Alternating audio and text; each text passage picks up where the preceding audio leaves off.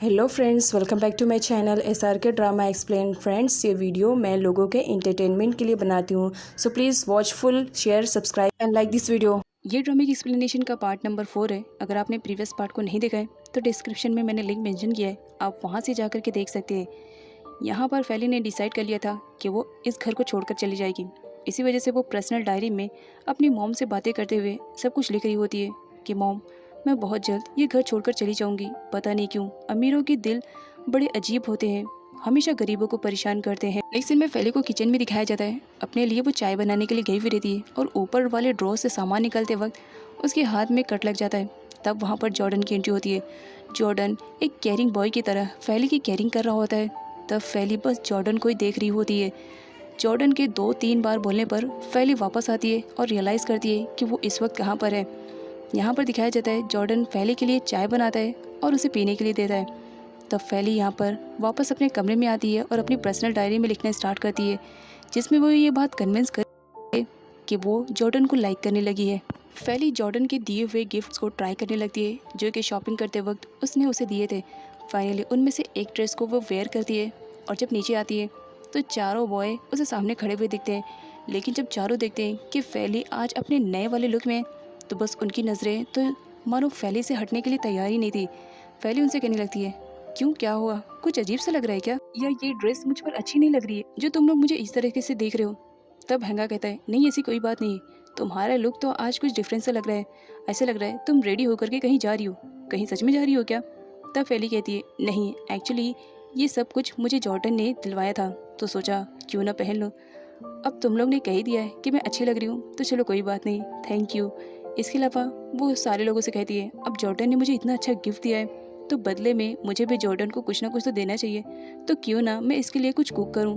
तब यहाँ पर हैंगा उससे कहता है, अब जब तुम जॉर्डन के लिए कुक करने ही जा रही हो तब उसकी फेवरेट चीज़ भी तो सुन लो, उसे फ्राइड राइस बहुत ही ज़्यादा पसंद है। तब फैली कहती है, मुझे बस थोड़ा टाइम चाहिए, और वो किचन में जाती है फ्राइड राइस बनाने के लिए। तब यहाँ पर शिव उसे मना कर देती है साफ कि आप इस किचन में नहीं आ सकते हो, आपको कुकिंग करने की परमिशन नहीं है। फैली को किसी भी कंडीशन में फ्राइड राइस बनाना था तो वो सर्वेंट वाला किचन यूज़ करती है, जहाँ पर सर्वेंट अपने लिए खाना बनाया करते थे। यहाँ पर जैसे तैसे करके फाइनली फैली को सारा सामान मिल जाता है और यहाँ पर वो अच्छे से कुकिंग कर रही होती है। फ्राइड राइस बनाने के लिए सारे लोग डाइनिंग टेबल पर फैली का वेट कर रहे होते हैं। कुछ टाइम के बाद फैली आती है। यहाँ पर हैंगा और नावीरों को दिखाया जाता है।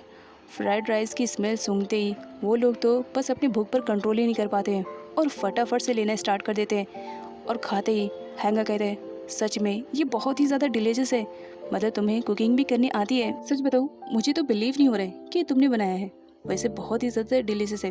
तब फैली कहती है, थोड़ा सा जॉर्डन के लिए भी बचा देना, उसके लिए ही तो पर्सनल बनाए। जॉर्डन ट्राई करता है, सच में बहुत ही ज़्यादा टेस्टी रहता है और जॉर्डन भी फैली की तारीफ़ ही करता है। बट यहाँ पर राघव को दिखाया जाता है, वो तो फैली की बनाई हुई डिश को टेस्ट भी नहीं करता है और उल्टा कहता है, मुझे नहीं ट्राई करनी है, ये बकवास सी डिश देखने में ही कितनी यूनिक लग रही है, मुझे नहीं ट्राई करनी है। तो फैली राघव से कहती है, वैसे बाय द वे तुमसे कहा किसने ट्राई करने के लिए, मैं तुम्हें परमिशन नहीं देती हूँ कि तुम मेरी डिश को ट्राई करो, तुम इस लायक हो भी नहीं कि तुम मेरी डिश को ट्राई करो।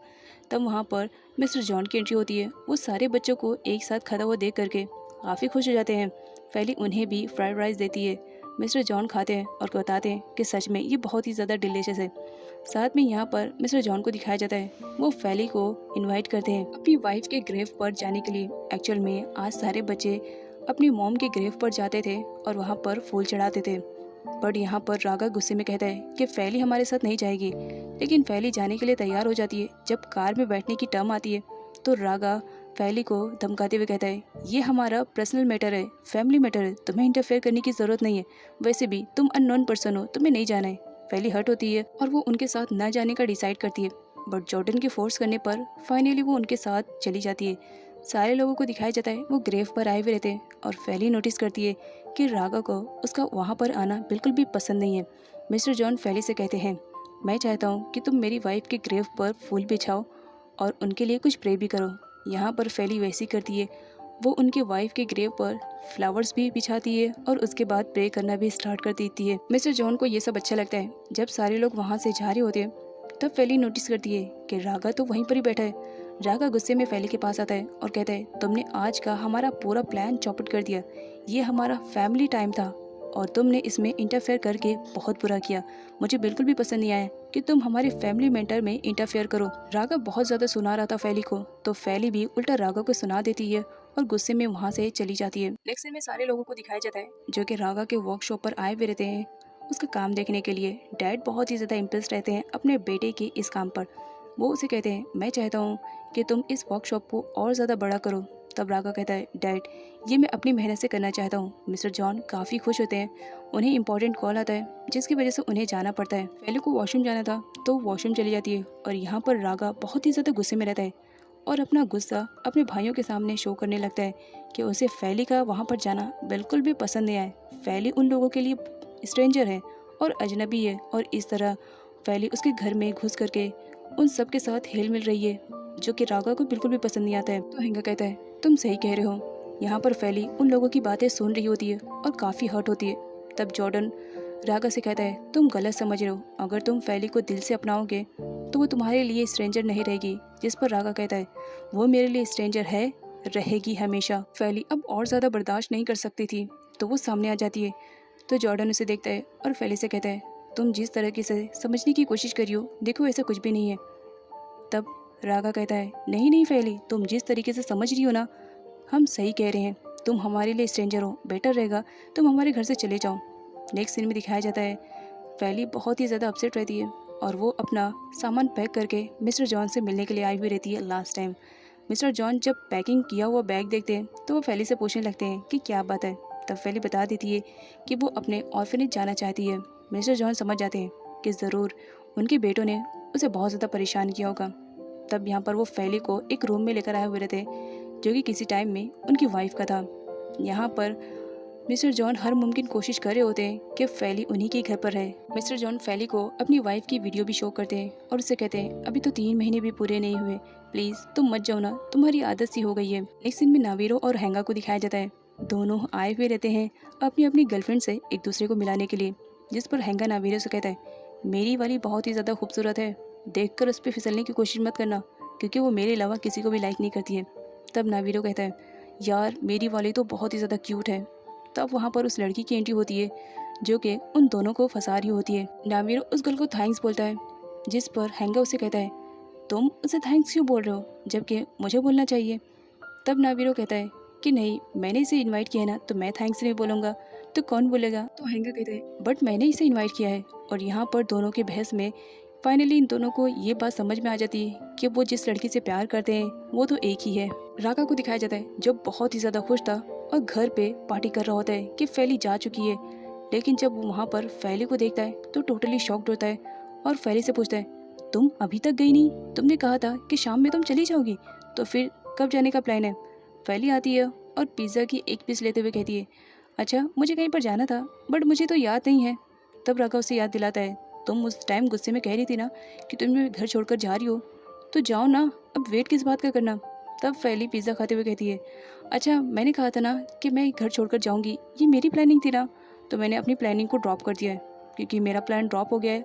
अब मैं यहाँ से नहीं जाऊँगी, अब मैं यहीं पर रहूँगी। अब इन दोनों के बीच में फाइटिंग स्टार्ट हो जाती है। तब जॉर्डन आता है और उससे कहता है, अगर तुम दोनों इस तरह से फाइटिंग करते रहोगे तो कहीं एक दिन तुम दोनों को प्यार ना हो जाए। तब हैंगा कहता है, यो इस लड़की से मैं प्यार करूँगा? ऐसी हज़ारों आ जाएंगी तो भी मैं इस जैसी लड़की को लाइक नहीं करूँगा, मेरी वाली तो कोई और रहेगी। नावीर और हैंगा दोनों पिज़्ज़ा लेते हैं और एक ही पीस को टच करते हैं।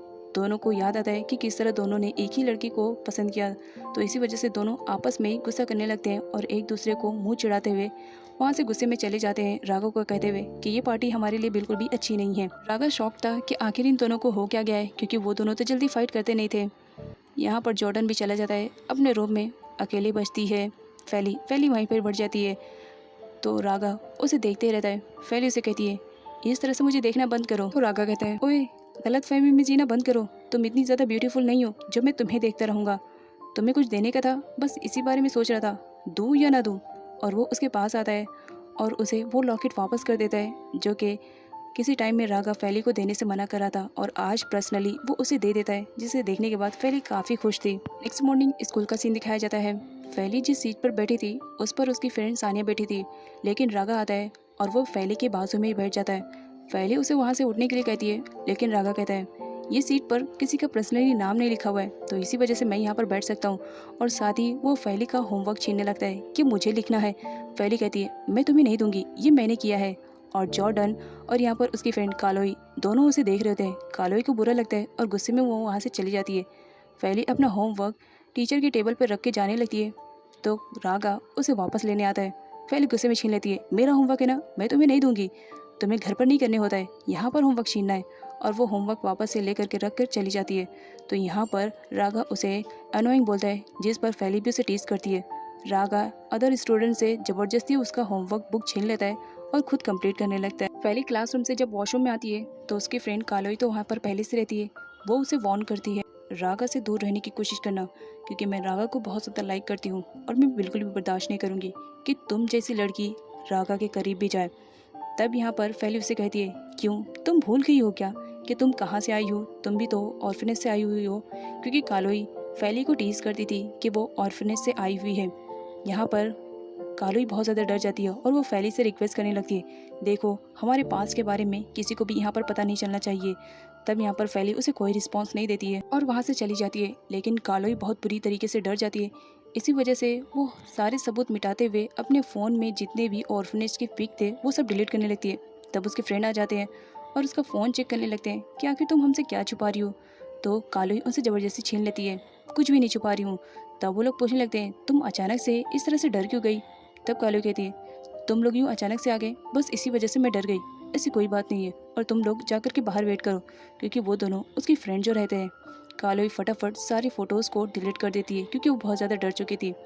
नेक्स्ट सीन में रागा को दिखाया जाता है। वो फैली से कहता है, अब तो क्लास भी ख़त्म हो गई, तो तुम कहाँ चलने वाली हो, घर चलोगी। तब फैली उसे कहती है, मेरी इतनी परवाह करने की ज़रूरत नहीं है, मैं खुद की हेल्प खुद ही कर सकती हूँ, अभी मुझे प्रैक्टिस के लिए जाना है। रागा पूछता है, कौन सी प्रैक्टिस। तब फैली उसे बता देती है कि वो चेयरिंग करने की प्रैक्टिस कर रही है। नेक्स्ट सीन में दिखाया जाता है, सारी गर्ल चेयरिंग करने की प्रैक्टिस कर रही होती हैं। यहाँ पर उन सारी गर्ल्स की हेड रहती है कालोई। चेयरिंग करने के साथ साथ यहाँ पर गर्ल्स एक स्टंट भी करती है जो कि काफ़ी डिफिकल्ट रहता है। यहाँ पर कालोई जानबूझ करके फैली को वो स्टंट करने के लिए कहती है, लेकिन फैली साफ मना कर रही होती है कि मुझे ये नहीं आता है, अभी तो जस्ट मैं इसमें ज्वाइन हुई हूँ। लेकिन फैली से कहती है, तुम्हें ट्रस्ट करना सीखना पड़ेगा, अगर तुम ट्रस्ट नहीं करोगी तो कैसे कर पाओगी। और उसे फोर्सफुली जैसा तैसा करके फाइनली स्टंट के लिए रेडी कर लेती है।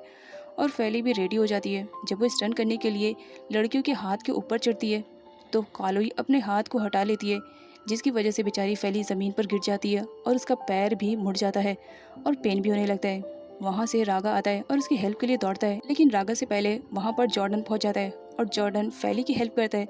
लेकिन फैली के पैर में ज़्यादा चोट लग जाती है जिसकी वजह से वो चल नहीं पाती है। तो जॉर्डन उसे फ़ौरन अपनी गोद में उठा लेता है। फैली को अनकंफर्टेबल फील होने लगता है क्योंकि सामने उसकी फ्रेंड कालोई उसे देखे जा रही होती है। तब फैली जॉर्डन को नीचे उतारने के लिए कहती है और रागा भी उसे देख ही रहा होता है। सो फ्रेंड्स, नेक्स्ट वीडियो देखना मत भूलिएगा, जो कि बहुत ही ज़्यादा इंटरेस्टिंग और अमेजिंग है।